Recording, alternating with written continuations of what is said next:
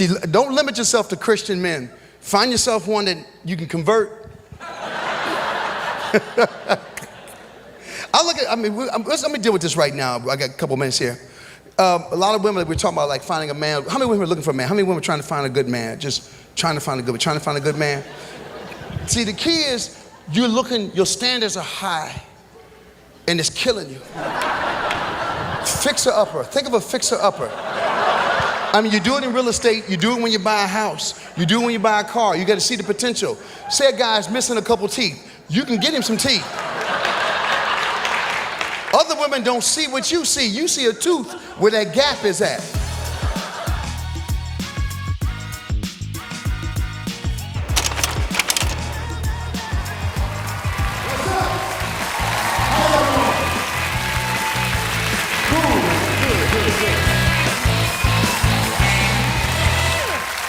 First of all, I want to start because this is a, I guess, Christian comedy, which I don't really know what that means, because Christians are just as jacked up as any other people in the world. We just have God who goes like this: you jacked up, I'm gonna let you in anyway. So God has got to have a sense of humor and what he puts us through. Think about it, because you become a Christian. See, my dad's a preacher, so I lived in a home that I know how crazy it can be to be a Christian. You know, because people think you're a Christian, like, oh, you a Christian? Oh, dude, don't jump on me like that. We are messed up. We will fight. Christians will fight. Don't you read the Bible? You don't anger Christians. We smite, we smoke, we cut off heads, we roll over your village. We have a thing about us because this thou shalt laugh. God has a sense of humor because he gave us 10 commandments we can't keep. He gave us 10. Don't kill, don't steal, don't cuss. The best things in life, he said don't do. You can't kill nobody, because think about it. If there's no commandments, if your neighbor took your stuff, gone. Now your life moves on. But as a Christian, you got to like this: I love you anyway, although you stole my stuff. Because you're trying to go to heaven. Think about it. If God had said there's no heaven, just when it's done, really. I mean, I get to kill people. I'd like you not to. What I'm saying is there any repercussions? No. There'd be some dead neighbors, you know that. So that's why he gave us heaven and all these things to do. And I look at us now, we're the new generation Christians. We're like the 2000 Christians. Because back in the Bible, that was some serious faith. Like he asked Peter to get out the boat. That's why I could not have been a disciple. I'd let somebody else go first. I'd have said, I don't swim, and Jesus is mad at me. So I want to help some people in the audience. Any Christians who had questions about something, any Christians who have had doubts about something, have been trying to read the Bible, been trying to ask your friends, but you didn't get an answer. Yes. How do you know if you're going to get a husband? When one says, I like you. See how easy it is? We thought it was going to be deep. You thought it was going to be deep. God makes it easy. When a man says, I love you, that's your cue. But don't go around downtown. There's a lot of crazy men down here. You'll get a lot of love. So it doesn't count downtown. Get in your car and drive away. So, see, I have the vision. I have the thoughts. Anyone else? Yes. Huh? Why are we here? Because we're taping a show. You are here because we're taping the show and you stood in line and you got in. That is why you are here tonight. These are all good questions. Yes, shout it out. How do you explain the Trinity? There's three. There's three. Some people are confused by that because they think it's four, but there's only three. Anything else? Yes. Huh? Should a Christian own a Mercedes? If he can't get a Bentley, he should. It's how big is your faith? If your faith is only Mercedes faith, then that's all you should have. But you might not have gas. God might not give you gas. You have to be careful what you ask for. You got to ask for all of it. I like Mercedes and some gas money. We're healing people. Yes. Why do people have the Bible have more than one name? Bad credit, had to get new utilities. Even back then, electricity, water, gas. Sometimes you were Joshua, sometimes you were Jeremiah. Just trying to get the gas on, man. Just trying to get the gas on. Yes. Your daughter's pregnant. What should you do? Be a good grandfather. Which means you do everything you didn't do for the kid. That's how you mess your kids up. You be nice to the grandkids to jack up your children. That's how you pay your children back. That's the key to being a good parent. It's hard being a parent. It's hard trying to raise a child right. Yes? For such a spiritual man like yourself, yes. How did you get a name like Sinbad? My name is Sinbad so I could fight the evil. I was given that name so I could fight what it is. I am Sinbad. But what does that mean? Am I bad sinning or sin badly? If I sin badly, it means I do not sin. If I sin badly, I do not sin. You did not look further, did you? You did not look. You're a man who reads the scripture but does not see.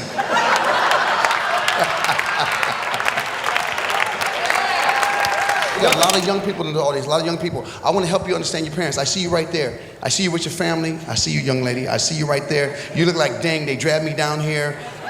I wanted to go to Disneyland. They brought me to a Christian comedy. I know. I want to help you tonight. I want to help you understand your parents because I think young people need to know their parents. You know, sometimes you're with your friends and you look at your parents like, I hate my parents. We hate you too sometimes. So don't feel bad. Let that hate come out. Have you ever come in the kitchen, your parents quit talking? They were talking about you. These are things that all children should know. So I want to help a couple teenagers. Any questions about your parents that drive you crazy? I'll help you understand your parents. Sometimes you just don't understand. Any kids, young people here, teenagers? Yes. Your parents repeat things over? If you do it the first time, they will repeat. Know why they repeat? See, even if you're not going to do it, act like you're listening. That's what I did with my parents. When they say something like this, oh, okay, I got it. Do that. Learn to do that.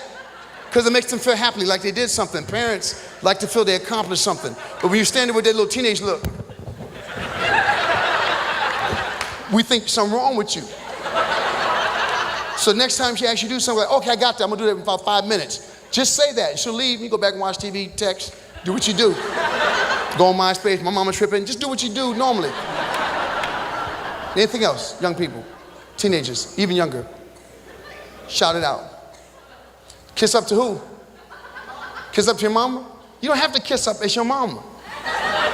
She is your mom. You don't have to kiss up. What are you trying to get? See, that's the point. There's something you want, right?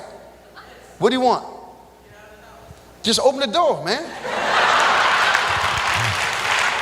Dude, what's wrong with you, man? Have they not shown you how to get out your house? Just go to the door, do this. And push. When's the last time you've been outside? Today when you go home, find out where the door's at. Act like you're asleep in the car and watch how they get in the house. And use that same way to get out. Because they probably told you, you can only come in this way, you can't come out that way. That's why every child has got to get a GED. Every child. No child left behind. No child left behind. See, don't limit yourself to Christian men. Find yourself one that you can convert. Let me deal with this right now. I got a couple minutes here. A lot of women that we're talking about, like finding a man. How many women are looking for a man? How many women are trying to find a good man? Just trying to find a good man. See, the key is your standards are high and it's killing you. Fixer-upper. Think of a fixer-upper. I mean, you do it in real estate. You do it when you buy a house. You do it when you buy a car. You got to see the potential. Say a guy's missing a couple teeth. You can get him some teeth. Other women don't see what you see. You see a tooth where that gap is at. And then when you get him a tooth, your friends, where'd you find him? That was that toothless dude. And now he's never had an apple. He owes you. He's so happy to eat solid food. He'll fix your patio. He'll walk your dog. But don't give him permanent teeth. If he leave, get your teeth back. Because you might need it for another man. Just try that. Remember that. The key to finding a good man is also to be a good woman. There are a lot of women who are looking for a good man, but you crazy yourself. Check your crazy meter. Always check your crazy meter. If you say, I draw crazy people to me, no. They came with you. You didn't draw them to you. They came with you. Just remember those are the things. Where's my man that was up here? Dude, you were so scared. That was your one chance to get a number. You didn't even use that opportunity. You could have hooked up. You was the only one of 3 billion that was left. You could have had car payments and mortgages. You could have had happiness beyond all happiness that all men here have that are married with children. You could have had what we have, the joy of love and marriage and payments. Ain't God good when he came up with marriage? That's why I know God got a sense of humor. He said, I want men and women to get together and stay together till they die. And he knew that couldn't happen. That's why he said, till death do they part. He didn't mean you couldn't kill one of them. He said, till death do they part. Because you cannot hate till you love. I'm going to teach you something at 15. You will not love till you hate. You have to love someone to hate them. I'll help you understand. Look at young folks who are dating. See, they're smiling. Look at the married people. It's hate love. It's like, I'm with you, but I wish I had done something different. And it's okay. I think the key to marriage, because the authorities talk about the key to marriage, I think the key to marriage is being honest. I think the key to marriage is being honest with someone. It's like wake up in the morning like, I wish you weren't here right now. You should be able to say, I was hoping I'd sleep so long you'd be gone, but you slept just as long as me. And that kind of honesty and talking will keep you together for the rest of your life. If you want to stay together a long time, don't talk. Don't. Married people know what I'm talking about. When you walk in, when you see each other, just this, what's up? And you walk through the house. Because when God created marriage, we only lived to be 13, so it's only like 5 years. So you was in and you was out. Say if you lived to be 80 or 90, that's 70 years with somebody. That's too long. That's too long to be with somebody. The only thing you got left is to outlive them. That's the only thing that keeps you there is I will not die before you. I swear, you will die before me. You will be in the bed next to me dead, and that's my victory. And sometimes you just fool them. Ha ha, still here. And if you stay married long enough, you become one person. One can see, one can hear, one can walk, one can use their hands. You have to go to movies together. One watches, one listens. You need each other. One goes to the bathroom, you miss half the movie. That's marriage. I hope you find somebody. I know you can't wait now after I broke it down like that. All right. What do you think men want? What do you think men want? Maybe that's the problem. Because y'all don't really ask us. Y'all talk to other women about what men want. What do you think men want? Respect? Nah, we ain't gonna get that.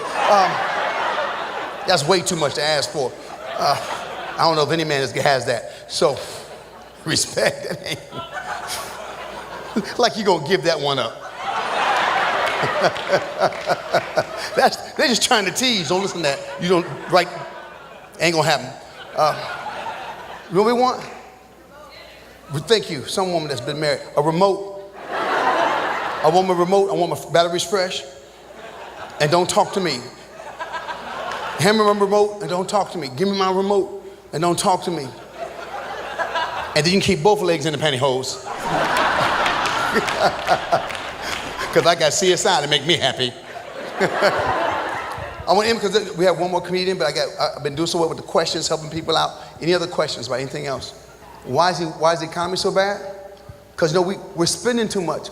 If you know how we can save this country? We should not buy nothing for 6 months. It sounds crazy. Think about it. Don't buy nothing for 6 months and learn to live off the land, grow some plants, live off the food you have. If you see loose animals in your neighborhood, that way we're using what God gave us. We're using, if it can't run fast, God gave it to you. That's the secret. So the key to not buy stuff is to get rid of your children. Give them to people. Give your children away for a month. Just find families that will take them. Like Angelina Jolie, she'll take some of your children. If you have black children, Madonna will take some of those children. And then you can live without kids for a while. You save a lot of money. One more question. When you think the second coming is coming? I mean, the second show? See, people are scared to say the name. The second coming of who? Who? When Jesus coming, he's here. I saw him. He's at the 7-Eleven. If you go to the 7-Eleven in Studio City, he has coffee every morning. I see him. He's got flip-flops on. He has long hair. He told me, I'm here. Every time I go by there, he goes, I'm here. And I give him change. I'm going to heaven. I give him change. He said, you're going. So I know I'm the only one. I don't know about everybody else. And I shouldn't have told you. That's my spot. I think it's going to be, I feel it's going to be December 16th, 2010. And if I'm wrong,